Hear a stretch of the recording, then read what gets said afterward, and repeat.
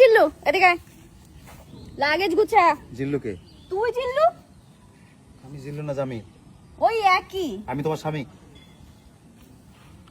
আয় হায়, মানে বাসায় অর্ডার দিতে দিতে ভুলেই গেছিলাম আমি যখন শুটিং সেটে আছি।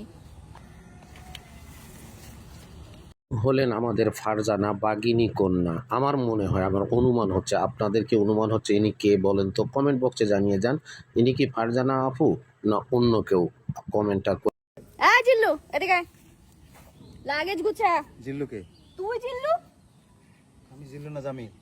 ওই একই। আমি তোমার স্বামী। আয় হায়, মানে বাসায় অর্ডার দিতে দিতে ভুলেই গেছিলাম আমি যখন শুটিং সেটে আছি।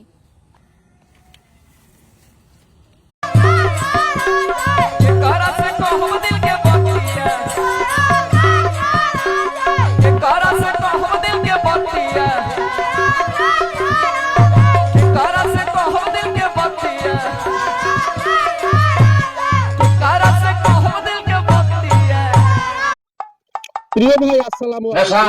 আপনার একটু বালাউরে ধরুন যে, এই যে বালাউরে ধরুন যে, যদি বড়ি খবর আছে কয়ে দিলাম। কিন্তু আপনার দামি জিনিসটা যে আপনি বাইরে বের করে দিচ্ছেন, কইরে ধরুন যে লরে রে। কন্টেন্ট ক্রিয়েটর হিসেবে আপনাদের বিবেকে বাঁধে না? আপনি দামি জিনিস দেখি রোকন ভাই কি করে, কেন দোকানে আসতেছে, কি করে, দেখি দেখি দেখি দেখি। ওরে বাল্লা, ওরে আল্লাহ, ওরে ওরে। ও রোকন ভাই সিঙ্গারা খাইবে, সিঙ্গারা চুরি করবে। ও আমি দেখে রোকন ভাই সিঙ্গারা নয়, আলু আলু। আরে তুমি ঠকে গেছো রোকন ভাই। দেখে লাইছি।